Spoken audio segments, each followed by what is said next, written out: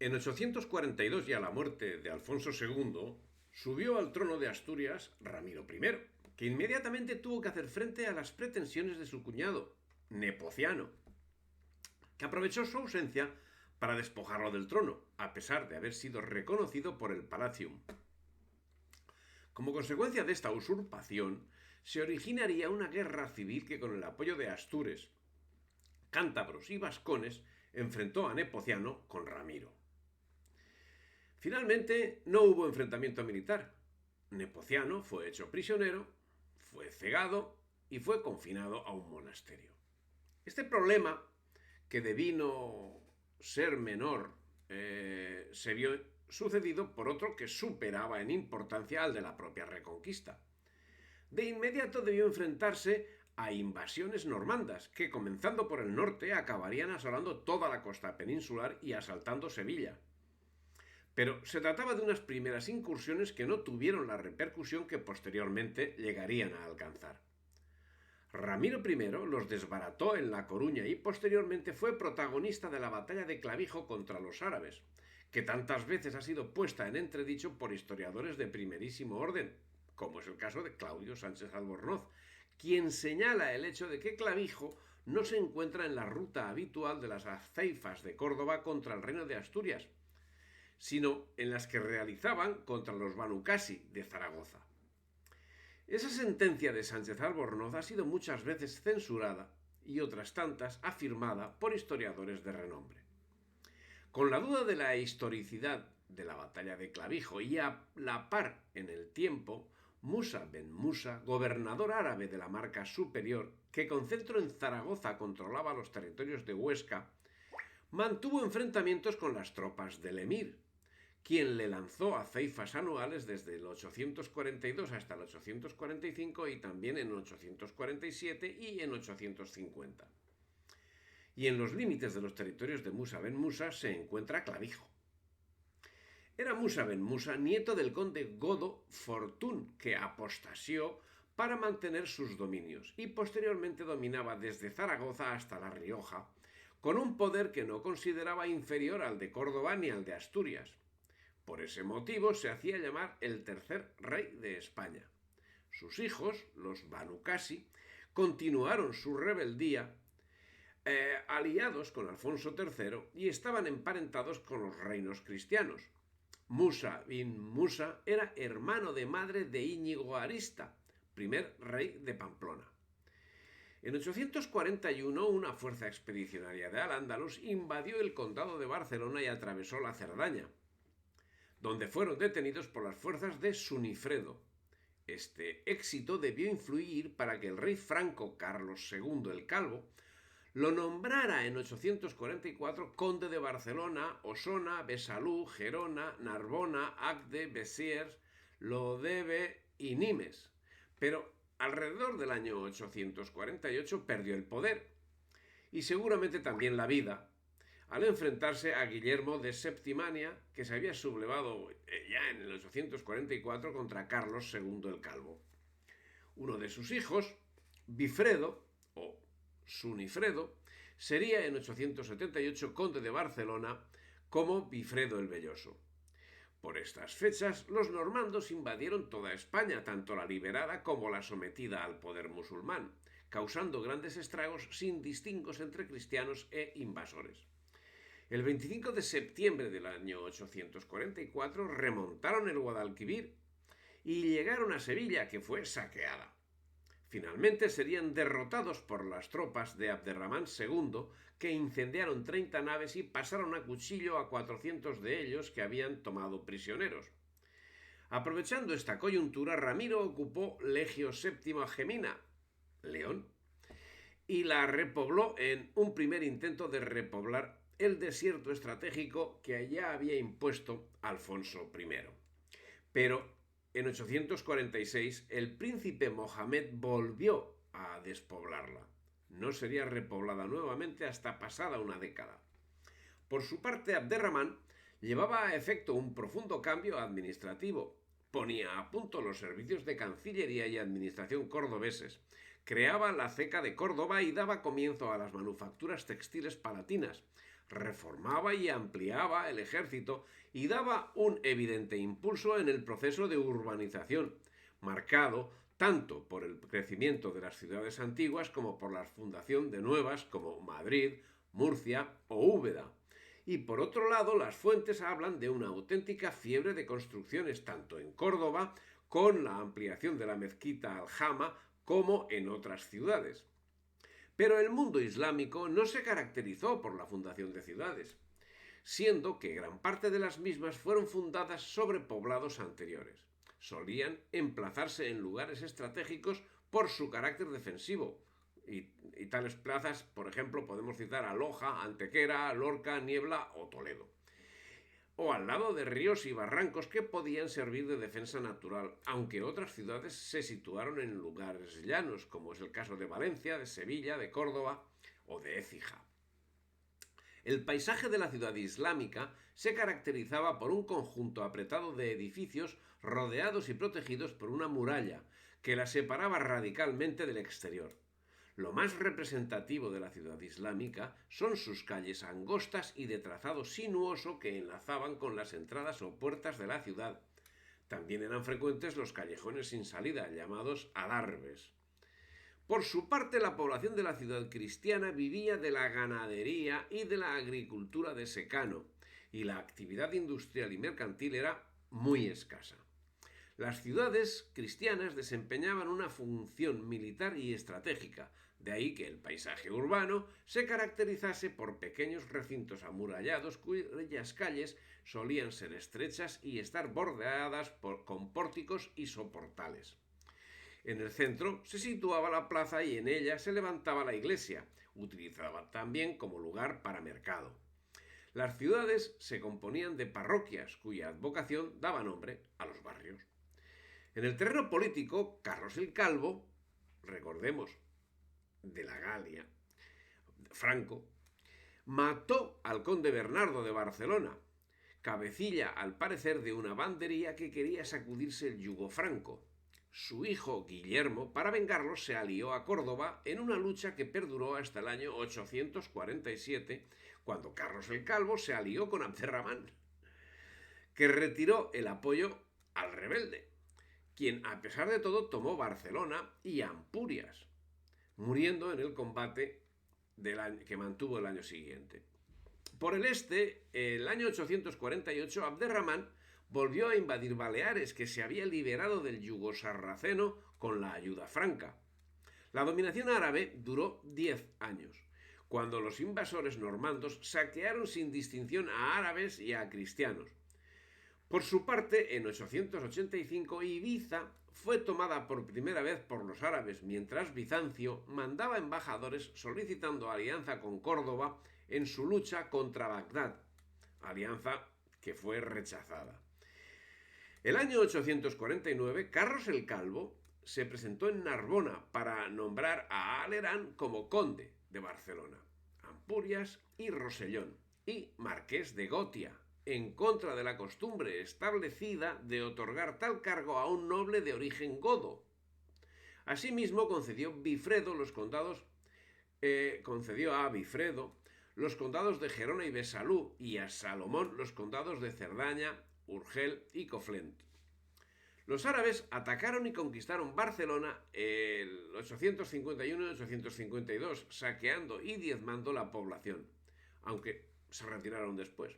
Posiblemente Alerán, el citado antes, muriera en estos combates y fue sustituido por Odalrico, que protagonizó enfrentamientos con Musa ben Musa, el de Zaragoza, y murió en 857 siendo sustituido por Unifredo de Gotia, que acabó enfrentado con Carlos el Calvo, y vencido, huyó de sus posesiones el año 864.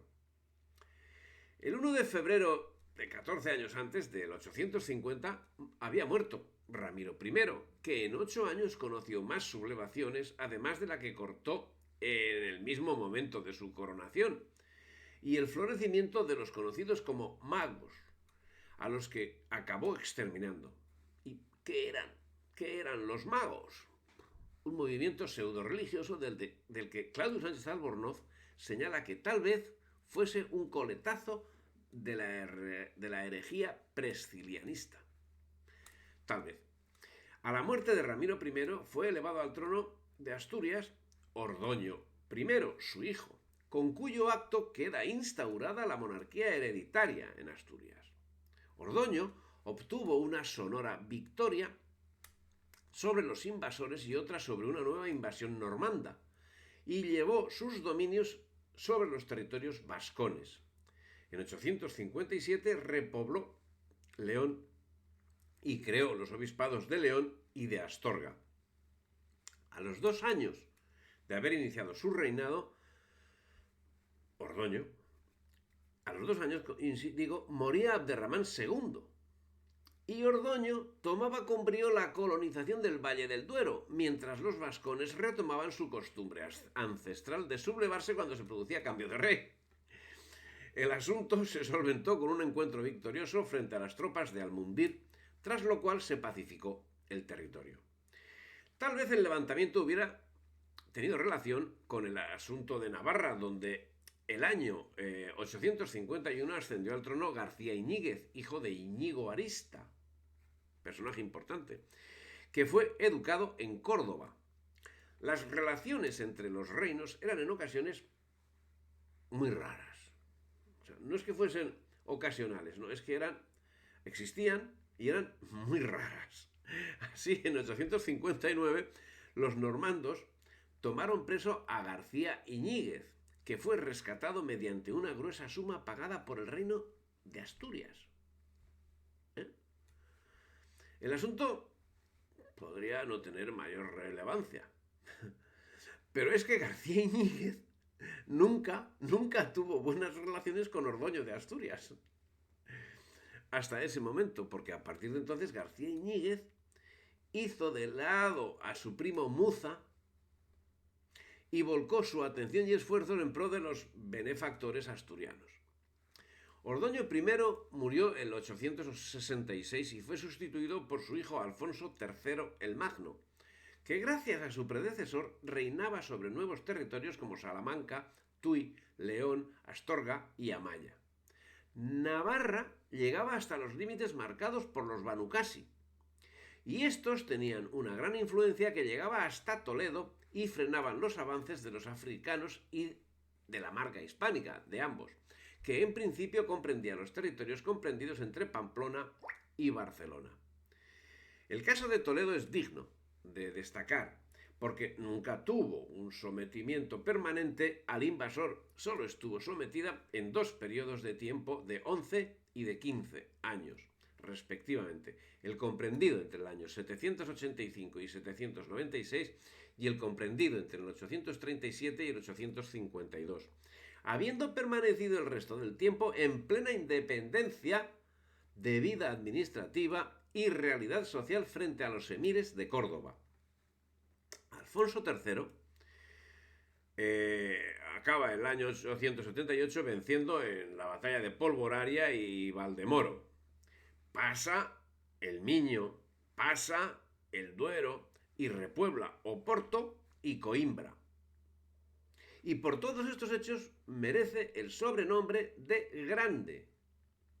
No obstante, habrá quien piense de otra manera cuando compruebe su actuación en relación a la rebelión de Omar Ben Hafsun y observe que en ese momento perdió una oportunidad histórica para acabar con la invasión árabe.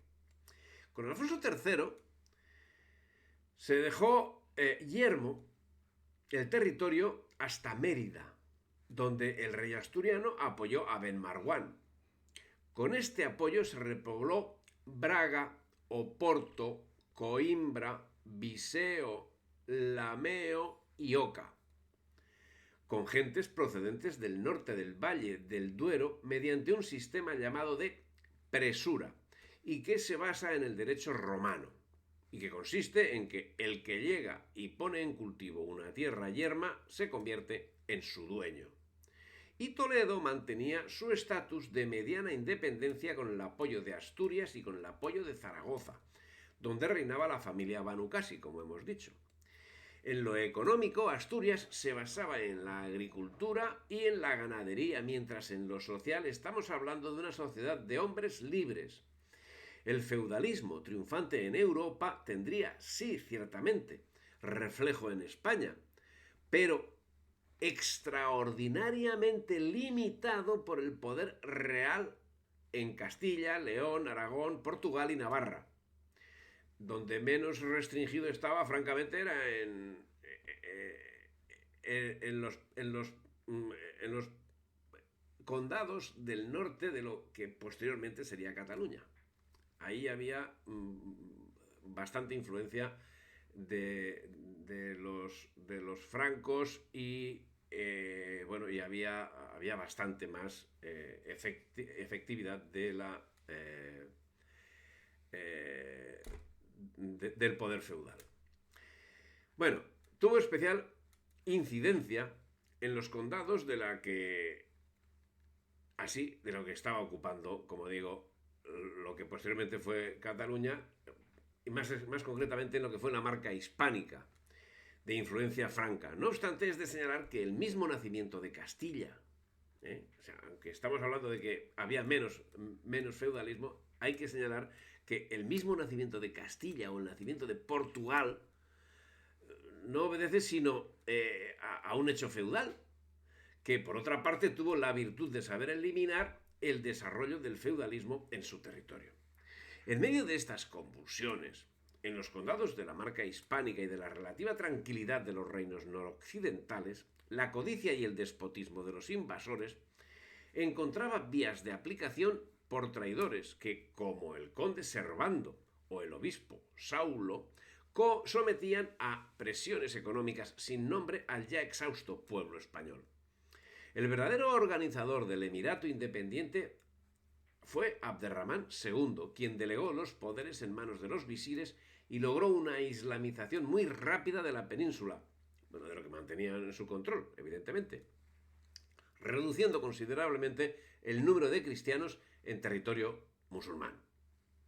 Abderramán II embelleció Córdoba con soberbios monumentos, haciéndola centro de todas las delicias, llena de voluptuosidad, mientras los cristianos eran confinados a la miseria más absoluta, lo que posibilitó el nacimiento de un bando mozárabe pro-musulmán, que fue cantera para el ejército sarraceno y para los servicios del entramado administrativo del emir, teniendo como consecuencia, entre otras cosas, que las prohibiciones en cuanto al vestido eran soslayadas para estos colaboracionistas. Las quejas emitidas por los pensadores españoles al respecto muestran la triste situación de la población española desnortada y actuando conforme la voluntad del invasor, que apoyaba abiertamente esta situación propiciando la herejía y el cisma casianista y el jovianista, que permitían la bigamia y el incesto al tiempo que cargaban de impuestos a los españoles. Espidaindeo y sus discípulos Eulogio y Álvaro Paulo combatieron ferozmente estas herejías tras haber obtenido una formación superior. San Eulogio llevó a Córdoba el texto de la Ciudad de Dios, de San Agustín. Llevó la Eneida, de Virgilio, poesías de Juvenal y de Honorio, los opúsculos de Porfirio y otras obras que había recogido en su viaje a los reinos cristianos del norte. Dice Marcelino Menéndez Pelayo que en esta época los cristianos en Córdoba hasta podían tocar las campanas de las iglesias, que eran 6. Pero el sensualismo musulmán y la total pérdida de principios hacía que quienes habían padecido todo tipo de persecuciones y cortapisas viesen en el momento en que vivían, en el que todo estaba bien, un ejemplo de convivencia que les hacía volverse favorables al Islam. O algo peor, ¿cuál era? Vivir diciéndose cristianos y teniendo un harén. O practicando el vicio abominable por excelencia, que si bien es castigado por el Islam, parece que es de uso generalizado. Alertados por esta situación, tomaron cartas en el asunto Espidaindeo, Eulogio y Álvaro, reclamando en los fieles cristianos una vuelta a la fe, lo que les obligó a poner al descubierto la falsedad y la perfidia del Islam en general y en concreto de Mahoma, según queda reflejado en el mismo Corán. Usando el coral, resaltaron las manifiestas contradicciones y destacaron los pecados de Mahoma, llegando Spira-Indeo a calificarlo de dogmatizador impuro, cabeza vacía, lazo de perdición y sentina de todos los vicios.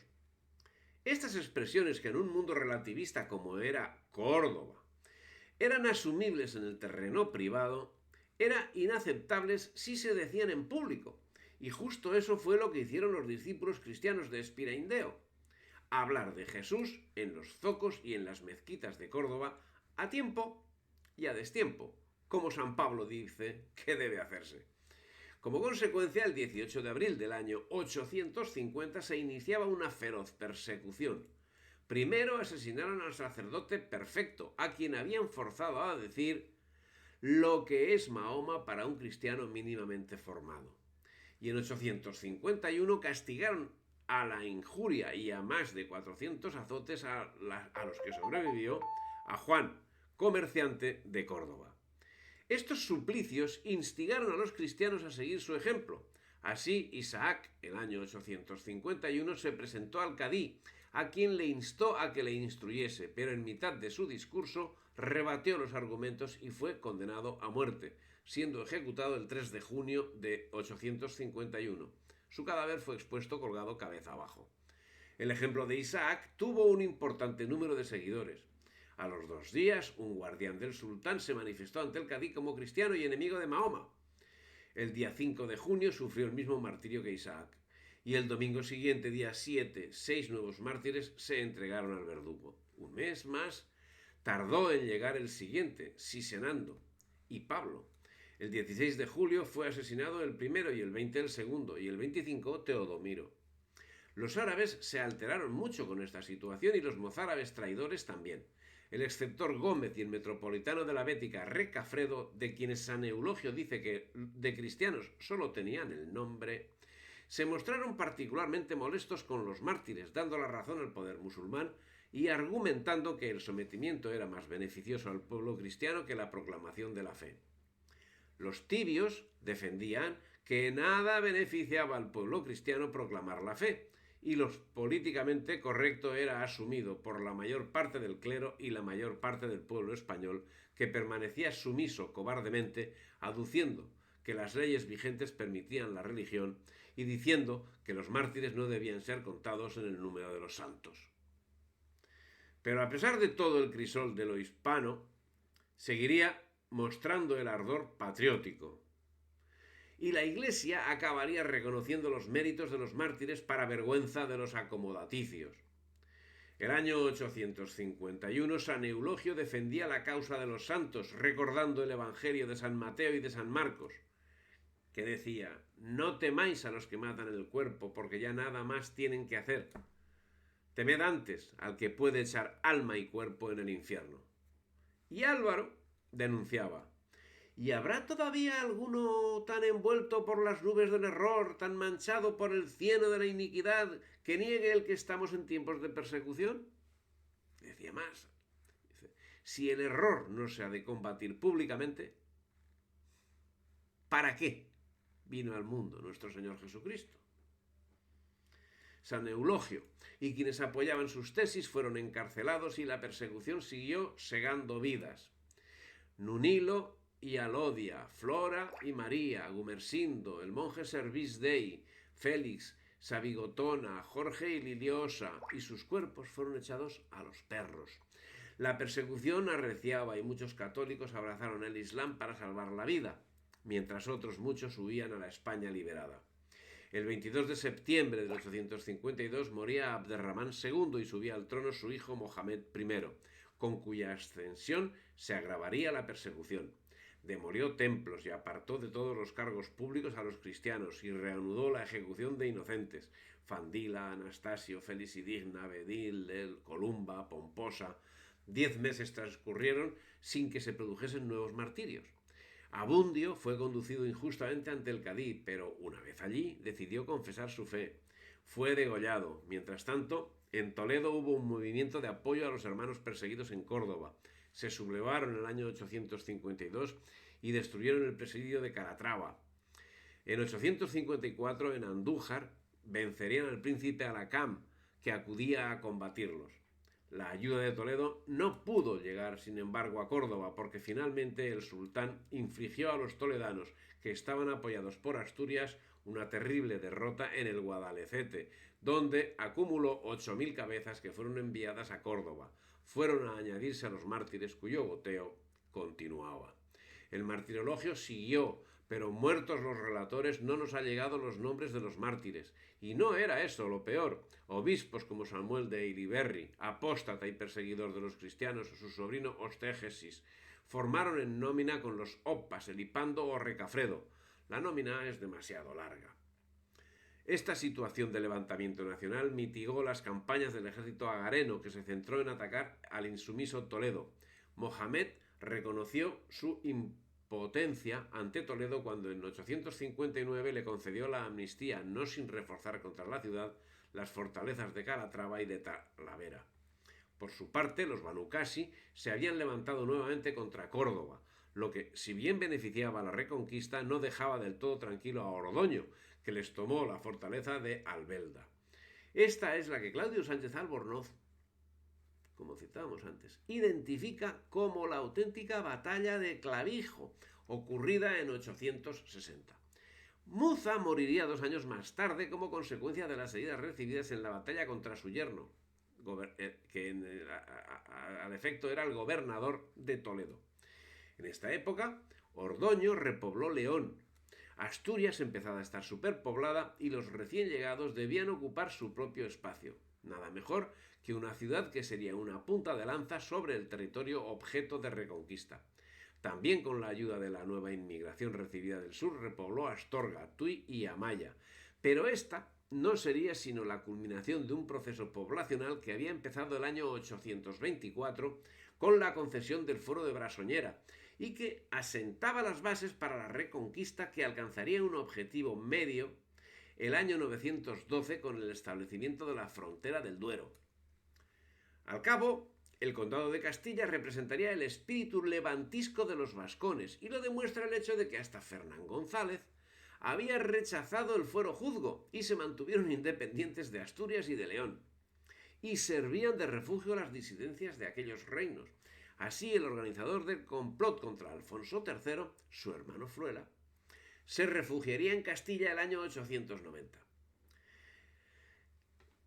25 años antes, en 865, el condado de Barcelona estaba vacante por la huida de Unifredo, del conde Unifredo. Ocupó su puesto Bernardo de Gotia, que acabó enfrentándose a su mentor. ¿Quién era? Carlos el Calvo, del que ya hemos tenido noticia, y a su hijo Luis el Tartamudo, quien acabó desposeyendo a Bernardo en el 878. Por otra parte, los Banu Qasi tenían gran preponderancia en toda la zona norte de España y ello ocasionó enfrentamientos con Ordoño I, que venció en combate a Muza y mató a su aliado García de Navarra. El saqueo y la persecución era el instrumento usado por el invasor contra el pueblo español, que solo tenía 2 salidas si quería sobrevivir: huir al norte o aguantar estoicamente la tiranía. Otras salidas, como el martirio y la rebelión, también fueron usadas, si bien no debidamente aprovechadas por los reinos hispánicos. Muchos muladís, junto a sus hermanos cristianos, se rebelaron violentamente y ello dio ocasión a que volviesen a la fe cristiana y española. Aspectos que hicieron temer muy seriamente a los invasores su permanencia en la España sometida. Solo la falta de visión por parte de los reinos españoles impidió que se completase en estos tiempos la reconquista. Los españoles sometidos sí supieron cumplir con su parcela de responsabilidad. Los reinos cristianos, tristemente, se limitaron a avanzar unos kilómetros sus fronteras. Lupo, el hijo de Muza que gobernaba Toledo, huyó a Asturias acogiéndose al amparo de Ordoño, que llegó a Lisboa. Consecuencia de estos actos bélicos fue la aceifa que ese mismo año partió al mando del príncipe Almondir, que llegó a Pamplona y apresó a Fortún Garcés. Pero otro problema más serio le estaba creciendo dentro de sus propios dominios. Tenía nombre propio, Omar ben Hafsun. En 852 había sido nombrado gobernador de Mérida el muladí Marwan al-Jiliki. En 868 se sublevó su hijo, Ben Marwan, contra Mohamed I al frente de un grupo de mozárabes y de muladís descontentos con la situación social y las presiones fiscales. Desde su feudo de Mérida se enfrentaría en repetidas ocasiones con los emires cordobeses, siendo derrotado varias veces, pero nunca de forma definitiva. Tras una grave derrota, Marwan se negó a reducirse de nuevo y se atrincheró en la fortaleza de Alange. En 868 fue vencido por las tropas del emir y enviado a Córdoba en calidad de rehén, en cuya situación llegó a capitán de la escolta real, acaparando la envidia de los invasores hasta el extremo que el general Aksim, hombre de extraordinaria importancia, lo abofeteó en público, lo que motivó que Ben Marwan se reuniese con sus antiguos camaradas y se fortificase en un castillo cercano a Mérida, donde acabó rindiéndose por asedio y por pacto que le permitió vivir libremente en el antiguo poblado de Badajoz, desde donde con el apoyo de Alfonso III nuevamente se enfrentó al poder árabe el año 877, aglutinando a mozárabes y muladís entre los que quiso predicar una nueva religión, una mixtura de cristianismo e islam. Refundó Badajoz en 875 desde donde controlaba el área circundante. Desde esa posición incluso llegó a tomar prisionero al general Aksim, que fue rescatado con una gran suma, según relatan los cronistas árabes. Al final, los emires omeyas terminaron reconociéndole como señor de Badajoz y del Algarve. Posteriormente se unió a los Banu Jaldún de Sevilla y juntos lucharon contra el emir Abdalá. El resultado de estas luchas fue la pérdida temporal de Badajoz, que fue ocupado por un grupo de bereberes. Morirá en su reducto a un independiente el año 889 y le sucedería su hijo Abdalá, quien conseguiría recuperar nuevamente Badajoz. Finalmente, el hijo de este, Abderramán, entregaría la ciudad a Abderramán III el año 929, tan solo un año después de que al otro lado del nuevo califato cayera Bobastro, el más importante bastión de la resistencia hispánica en el sur. Si te ha gustado el vídeo, dale me gusta, difunde y suscríbete al canal.